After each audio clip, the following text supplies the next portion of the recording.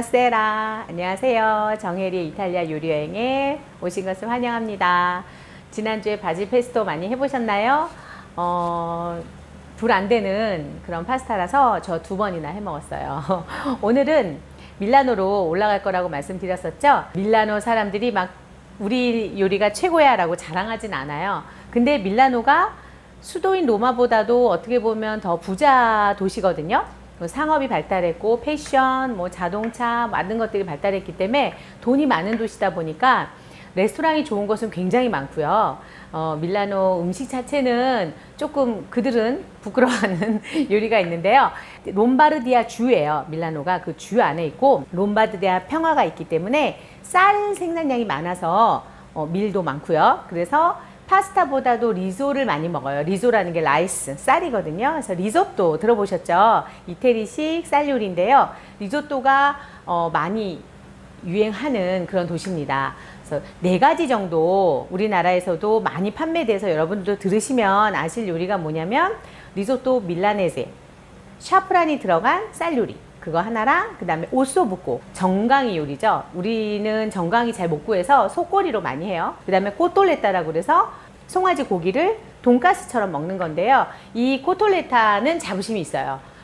본인들이 얘기할 때는 돈가스의 조상님이라고 얘기할 정도로 그 돈가스는 일본에서 유행하잖아요. 그게 원래 밀라노의 꼬톨레타를 본따간 거라고 얘기들 하고요. 꼬톨레타에서 약간 변형이 돼서 오스트리아나 독일의 슈니첼도 밀라노 거를 가져갔다는 얘기가 있습니다. 그래서 송아지 구이를 만들어서 하는 돈가스식 요리가 있고요. 오소부고 있고 한 가지 더 있다 그러면 판사로티라는 게 있는데요. 피자를 반으로 딱 접어서 구워 나오는 듯한 그런 요리가 있어요. 예, 그 4가지 정도가 있고 오늘은 그 중에 제일 쉬운 리조또를 보여드릴게요. 근데 샤프란이 제가 몇 해 전에 얘기 드렸는데 이태리 갔다 온 지 1년쯤 됐더니 샤프란도 다 써서 9월에 이제 가서 사가지고 올게요. 샤프란이 없어서 뭐를 하냐? 샤프란보다 좀 더 맛있는 게 4가지 치즈가 들어간 리조또거든요. 그거는 밀라노뿐만이 아니라 그 롬바르디아 주 쪽에는 다 있고요. 좀 내려가서 레조 에밀리아 주에 있는 파르마 이런 데서도 굉장히 많이 먹는 리조또인데요. 4가지 치즈가 들어갔으니까 맛이 없으면 이상하겠죠? 그래서 오늘은 치즈에 대해서 배워보겠습니다. 아까 앞에 재료 쭉 늘어놓은 거 보시고 사진하고 같이 찍어드렸는데 제가 설명드릴게요. 요거는 요게 뭘까요? 요게 에멘탈이에요. 요게 에멘탈인데 요렇게 생겼어요. 가까이 안 보이셔서 안타깝다. 여기 구멍난 치즈. 이게 뭘까요? 제일 많이 보신 건데요. 톰과 제리에 나오는 구멍이 뽕뽕뽕 뚫린 아시죠? 맨날 제리가 훔쳐먹는 그 치즈예요. 에멘탈. 예, 요거는 스위스 치즈죠. 그리고 그리에르. 이것도 이렇게 생겼어요. 갈아 놓으면 다 똑같아요. 거의 구별 못 가는. 예, 그리에르라는 것도 도시 이름이죠. 예, 이것도 스위스 치즈고요. 그 다음에 요게 우리 제일 많이 먹는 이태리 파마산 치즈. 그 다음 요거는 빼꼬리노라는 거거든요. 이렇게 생겼어요. 이것도 생김새는 파마산이랑 비슷하죠. 빼꼬리노 하면 양고기, 양에서 나오는 치즈고요. 이게 아까 말씀드린 에멘탈, 구리에 이거 잘 아는 사람 아니면 구별 안 가요. 비슷해요. 그러나 맛은 다릅니다. 요렇게 3가지, 4가지가 들어갈 거고요. 쌀은 우리나라 쌀 쓰셔야 되는데 원래 이태리는 아르보리오라는 쌀이 있어요. 이 쌀의 4배쯤 뚱뚱한, 그래서 굉장히 살이 많은 그런 쌀이 있는데 우리같이 이렇게 좁쌀같이 작은 거는 샐러드용이라고 써 있어요. 거기에 보면 라이스 포 인살라다 이렇게 샐러드 이렇게 써 있거든요. 그래서 잘 안 쓰지만 그래도 그냥 우리에서 제일 구하기 쉬운 스페르피노 이 쌀 쓸 거고요. 아르보리오나 아니면 까르나롤리를 쓰는데 까르나롤리는 일본에서 왔다고 해요. 일본에서 온 품종이라고 하고요. 아르보리오를 제일 많이 씁니다. 그래서 그렇게 그 쌀로 요리를 하면 뚱뚱해서 되게 알덴테로밖에 안 익혀져요. 알덴테라는 게 뭔지 아시죠? 와우! 이렇게 딱 이빨로 끊었을 때 하얀 속이 보이는 약간 안 익은 듯한 그거를 하셔야 되는데 이걸로 해도 약간 알덴테가 나와요. 왜냐면 우리처럼 증기로 밥을 하는 게 아니고요. 어떻게 하죠? 점점 볶다가 물을 점점 부으면서 볶는 식의 그런 쌀 요리이기 때문에 그래요. 리조또를 잘하는 방법 중에 제일 중요한 포인트는 육수물을 계속 끓이는 거예요. 제가 이거 계속 끓여놓고 있는데요. 왜냐하면 찬 육수를 가지고 부어서 하면 나중에 먹을 때 떡진 리조또가 되거든요. 그래서 물은 꼭 팔팔팔 끓여야 돼요. 물이냐 육수냐 자꾸 제가 두 가지 얘기하는데 당육수 쓰시면 더 좋고요. 없으시면 그냥 물 사용하셔도 상관없어요. 왜냐하면 치즈가 4가지나 들어가니까 좀 이렇게 깊고 짙은 맛이 납니다. 불을 이렇게 데피시고요. 만들어 볼게요. 올리브유를 두를 건데요. 따뜻해지면, 그죠? 이렇게 근처 갔을 때 열기가 올라온다. 그러면은 올리브유를 약간 두르시고, 그 다음에 자, 양파, 찹 다진 거 한 큰술 정도 하시면 되는데, 올리브유도 지금 이제 그 버진은 꼭 이렇게 조리용으로 쓰면 안 된다 이런 얘기가 있잖아요. 안 된다는 건 아니고요. 올리브 향이 강하기 때문에 안 써도 된다예요. 절대 안 된다는 아니고요. 올리브를 좋아하시는 분은 쓰셔도 돼요. 예. 근데 이제 퓨어나 그냥 다른 거 쓰셔도 되는 거죠. 왜냐하면 조리할 때 올리브 향이 너무 많이 나서, 제가 요리를 하면, 한식 요리를 하면, 지금은 그래도 조금 한식도 잘해요. 근데 한참 몇 년 전에는 한식하면 남편이 도대체 왜 당신의 된장찌개에서는 유럽 맛이 나냐, 그거를 의문을 가져서 나도 모르겠다 그랬었는데, 알고 보니까요, 모든 한식 요리에 제가 올리브유로 볶았어요. 그게 원인이었더라고요. 유럽 맛이 나는. 자, 요렇게 쌀을 먼저, 쌀이 아니고 참 양파찹 먼저 볶아주세요.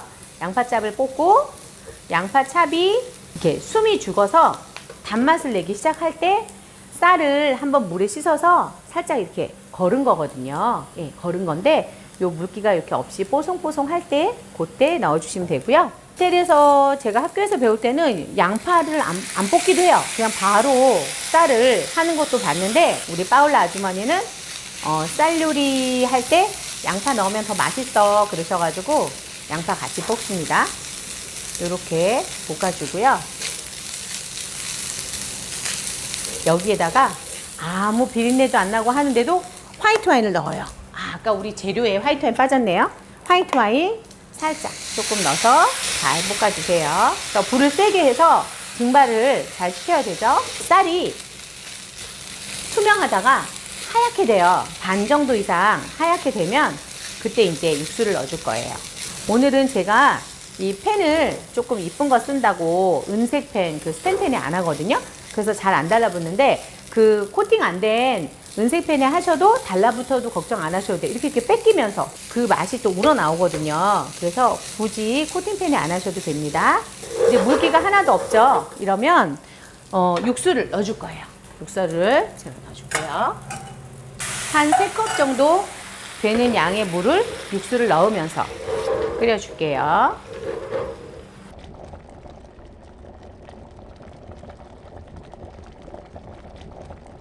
네, 이렇게 제가 3번에 나눠서 육수를 부어서 한 10분, 12분 정도 끓였어요. 그러면 이렇게 이제 물기가 없어지죠.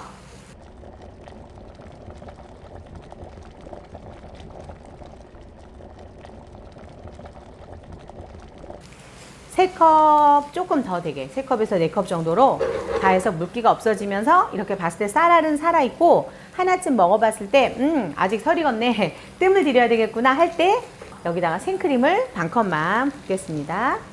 반컵만 부어서 다시 한번 잘 저어주시고요. 아까 육수 2번째쯤 부었을 때 제가 소금을 약간 간을 했어요. 치즈가 들어갈 거라서 다른 리조또 할 때보다는 훨씬 덜 넣으셔야 되지만, 쌀에도 약간의 소금기가 있어야지 적절하게 밸런스가 맞거든요. 그래서 한번 넣으시고요. 이렇게 해서 우유가 이제 팔팔팔팔 끓을 때 한 2, 3분? 3, 4분 정도 끓여주시고요. 여기서 우리로 치면 뜸을 들인다고 생각하시면 돼요.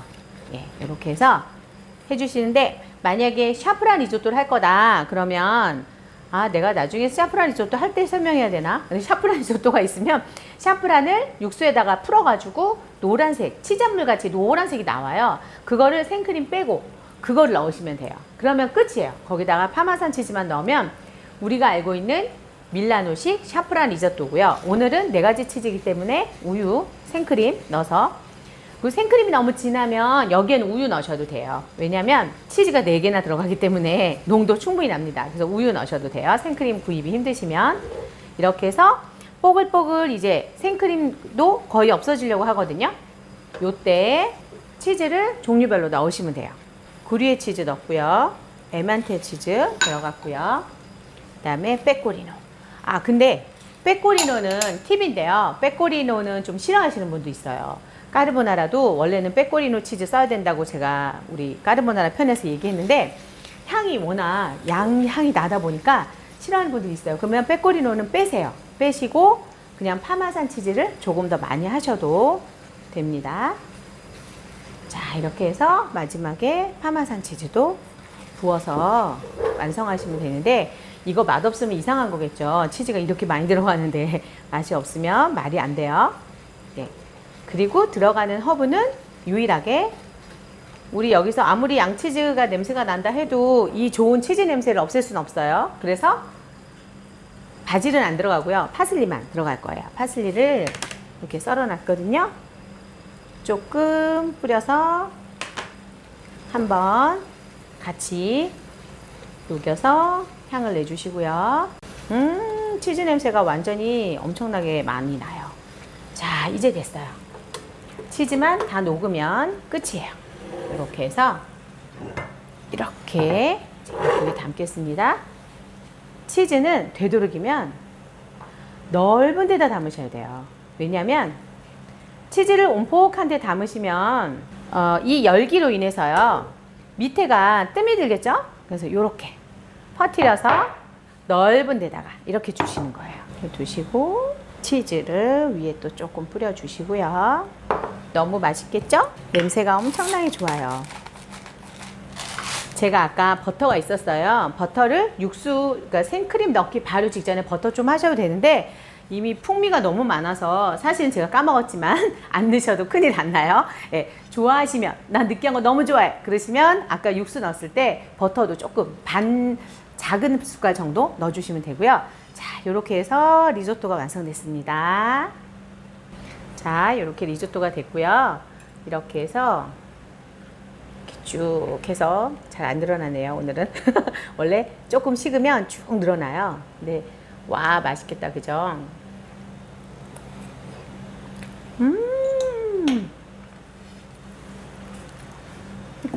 제가 한 거지만 맛있어요. 이렇게 얘기하면 안 되죠. 근데 치즈를 너무 풍부하게 넣었더니 정말 맛있어요. 꼭 해서 드셔보세요. 그리고 오늘은 이태리어를 지난주에 제가 꼬자 콘실리아 운 피아토 그거는 누가 얘기하죠? 종업원이 얘기하는 거예요. 그죠? 근데 우리가 이제 가서 질문할 때 레스토랑에 가서 앉았어요. 지나가는 직원을 부를 때 직원이라는 뜻, 직원, 점원 이런 뜻이 까메리에레예요. 까메라가 방이거든요. 우리 카메라가 아니라 이태리 말로는 카메라가 방이란 뜻인데 까메리에레 그러면은 호텔에서 방을 치우는 점원을 얘기하는 거고요. 레스토랑에서도 까메리에레 이렇게 불러요. 근데 솔직히 우리나라에서도 저기 직원이요 이렇게 얘기하시는 분 없죠. 여기요 그러죠. 그래서 센타를 많이 써요. 센타. 그런데 센타가 뭐냐면 센티레라는 동사거든요. 센티레가 들리다예요. 귀에 뭔가 들리는 거. 그게 센티레인데 그래서 센타 그럼 여기 좀 보세요. 여기 소리 들리나요? 이 소리거든요. 그래서 센타 그러면 직원이 가다가 딱 쳐다보고 옵니다. 그럼 이제 그때 무언가를 내가 원한다라는 말을 써야 되거든요. vorrei란 말을 써요. 원래는 voglio예요. 동사로는 io voglio 그럼 I want인데 voglio 그러면 약간 강압적인 거예요. 그래서 vorrei란 말을 씁니다. 이거에만 원형까지 나가면은 이제 절대로 여기 안 들어오실 거라서 그냥 외우세요. vorrei. vorrei 어렵지 않죠? vorrei 뭐뭐뭐뭐 이렇게 얘기하시면 되거든요. 그래서 vorrei un po' di acqua 그러면 unpo가 조금 acqua 아시죠? 물. 예, 아구아, 아쿠아 많이 들어보셨죠? 스페인 말로는 아구아예요. 이태리 말로는 아쿠아. 그래서 un po' di acqua per favore 그러면 per favore는 please거든요. 그 말을 쓰시면 오 외국인인데 저렇게 존칭을 쓰다니 하면서 굉장히 친절해져요. 그래서 vorrei와 per favore를 꼭 외우시고요. vorrei water 하셔도 돼요. un po' di acqua 기억 안 나면 vorrei un po' di acqua. 그다음 per favore 해주시고요. 마지막에 또 뭐가 필요할까요? 물 말고 메뉴 vorrei un 메뉴 그러면 메뉴판을 갖다 줍니다. 예, 그렇게 해서 보레이를 원하세요. 내가 원하는 게 있어요. 저 이거 원해요. 이런 뜻이거든요. 보레이 꼭 기억하시고요. 한 주 동안 하나도 기억 못 하시면 안 되겠죠? 공부하시고 다음번에는 또 다른 이탈리아어로 여러분 만나 뵙겠습니다. 그리고 지금 제가 오늘도 사실 최대한 안 썼어요. 불도 그냥 요거 끓이는 정도? 칼질도 오늘 저 거의 안 했는데 너무너무 더워져서 다음 주에 뭘 할까 지금 고민 중인데요. 아주 시원한 레몬 소르벳을 만들어 드릴게요.